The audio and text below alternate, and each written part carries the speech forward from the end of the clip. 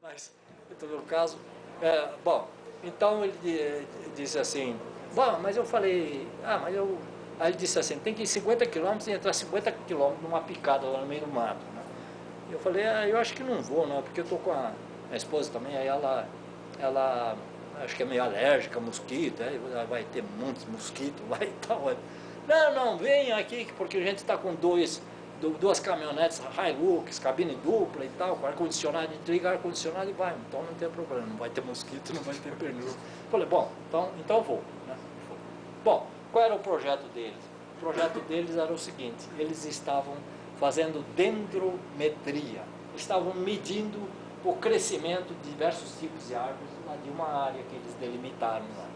E a coisa era justamente para esses dados futuramente servirem para eles fazerem um manejo lá daquela, né, de corte e tal, quais árvores que eles deviam cortar, quais que enfim, fazer uma exploração mais racional da floresta. E não tinha essas informações, que a árvore crescia com que velocidade e tal, né?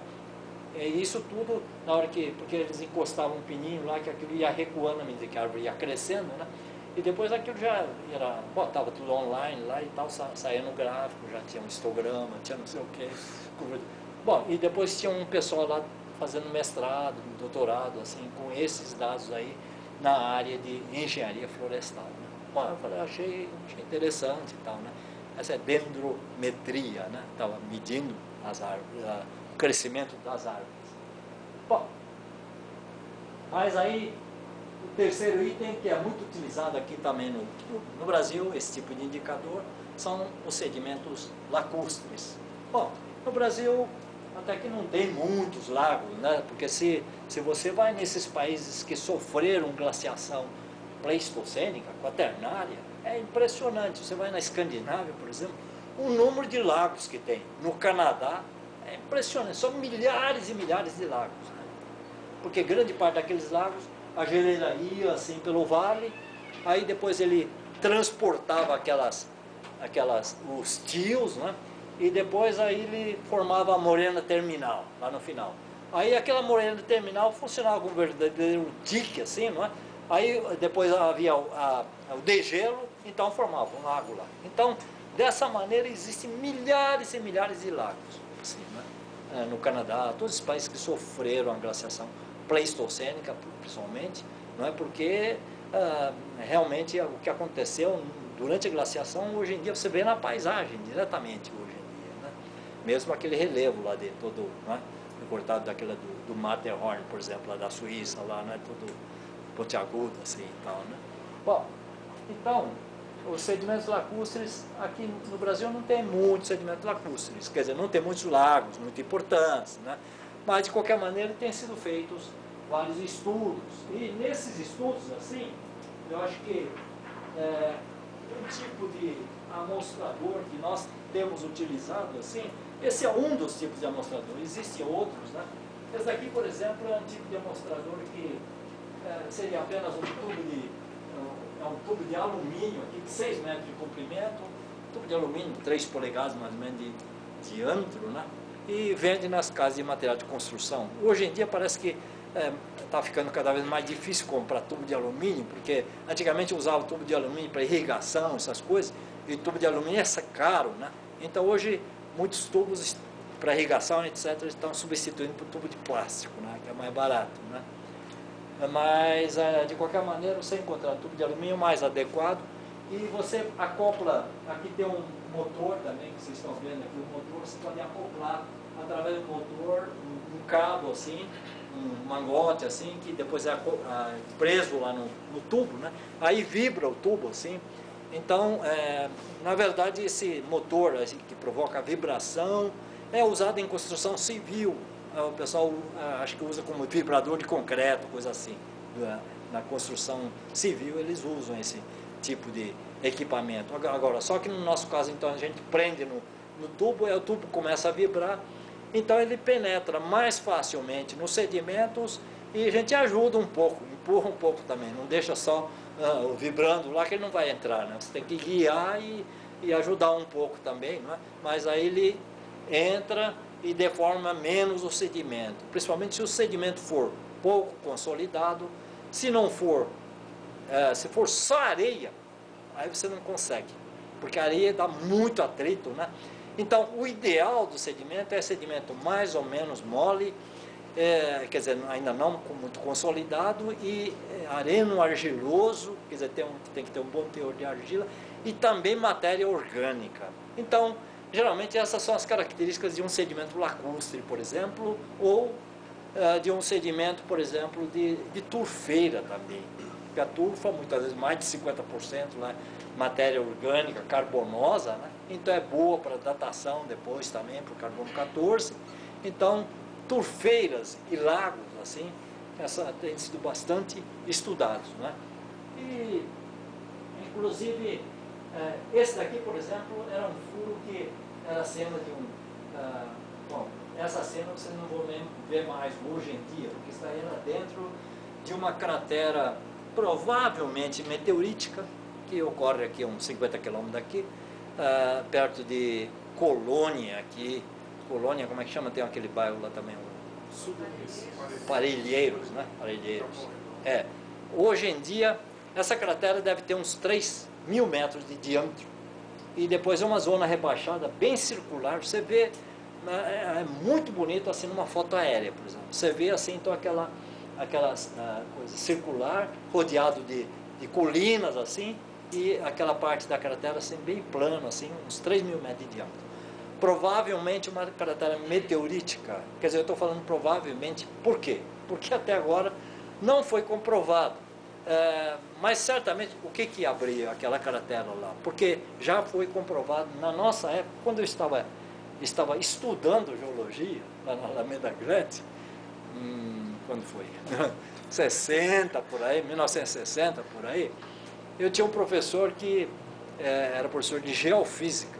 Então, um dos métodos que ele indicava, que mostrava, que ensinava para a gente, era um método elétrico, eletroresistividade. Então, através da aplicação da resistividade, você espetava os eletrodos no chão, lá a certa distância, não sei o que, media as resistências e tal, aí você ficava sabendo que aquela cratera, por exemplo, ele dizia, aquela cratera deve ter no mínimo 200 metros de profundidade. Quer dizer, 200 metros preenchidos de sedimento, depois que o buraco foi aberto pelo impacto, pelo provável impacto do meteorito.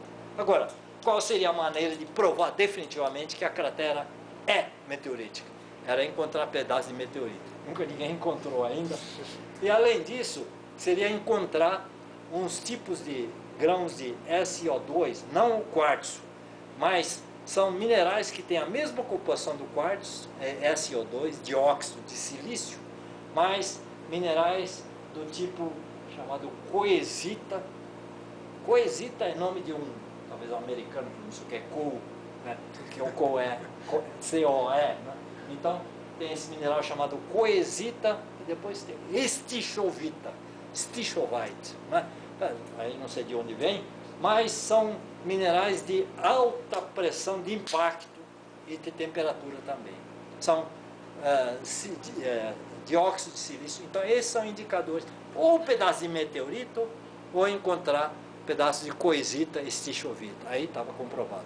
Bom, inclusive dizem que um dia alguém, não sei quem, levou um americano que descobriu as primeiras crateras meteoríticas no platô do Colorado, lá nos Estados Unidos. Ele chamava-se, não sei o primeiro nome dele, mas o sobrenome dele era Shoemaker. Era fabricante de sapato, né? Bom, isso era só o nome, né? Mas ele era especialista em meteorito. Então levaram um Shoemaker, aí sabe o que ele falou? Ele olhou, gostou, fotografou, tal, não sei o quê, né? Aí ele falou assim, parece, mas agora vocês vão ter que provar. E aí ele foi embora, mas aí depois parece que ele foi passear na Austrália e morreu numa viagem lá e não teve oportunidade de voltar mais para cá e de cobrar essa... vocês encontraram a prova de que encontraram stichovita, coesita ou um pedacinho de meteorito? Né?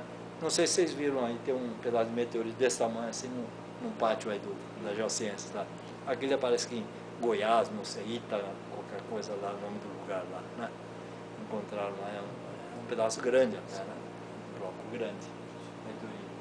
Bom, então essa é a história. Só que, o que aconteceu com ele? Nessa época estava assim, ó, era meio do mato e tal. Hoje, isso aí está invadido por homeless, né? Homeless. O sem-teto, né? Sem-teto, acho que uns 20 ou 30 mil lá invadiram.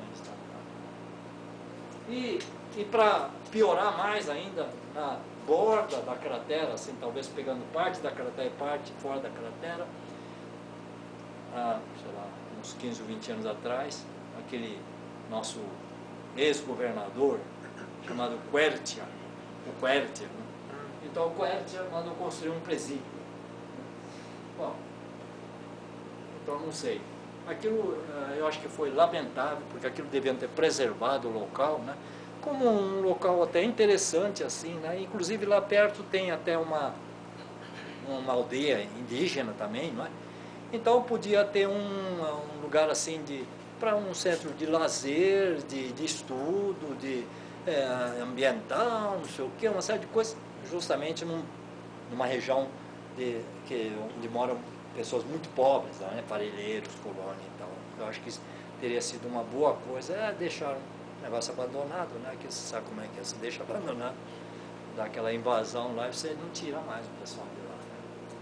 Agora, acho que está perdido. Agora, de qualquer maneira, essa figura aqui de baixo, isso aqui nós estamos no mar, na região de Paraty. Então isso daí devia ter uns 4 ou 5 metros de profundidade.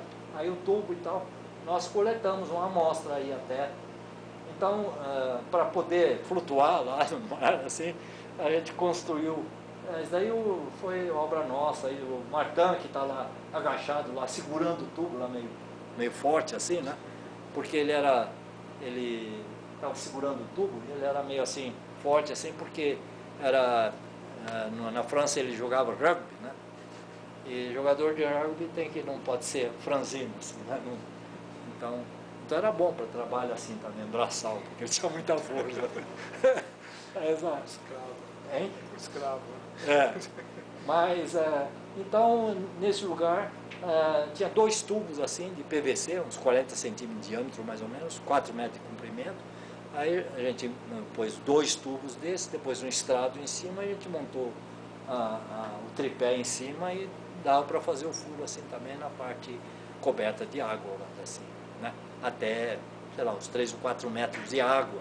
Agora, quando era muito profundo, tem outros tipos de amostradores, que nós temos até o Paulo de Oliveira, lá, que trabalha conosco, que trabalha mais com paleontologia, né? Então ele tem um amostrador lá, Kuhlenberg, não sei o que, que inventaram lá, que foi usado muito na África lá e tal. Aí nós fizemos furos com esse outro tipo de amostrador, até em locais, por exemplo, lá no Médio Rio Doce, na região de Dionísio, lá em Minas Gerais, nós fizemos furo de, acho que 10 metros de comprimento, testemunho de 10 metros de comprimento, ou 5 metros, bom, enfim, alguns metros de comprimento, num lugar que tinha 10 metros de água em cima. Então, no fundo de 10 metros de água, nós tiramos 5 metros de sedimento lá do fundo, né? Então, esse é outro tipo de amostrador. Esse não dá para assim, tirar em lugar que tinha tanta água assim, né? Bom, aí voltando para essa tabela de antes, esse aqui, bom, sedimento lacustre.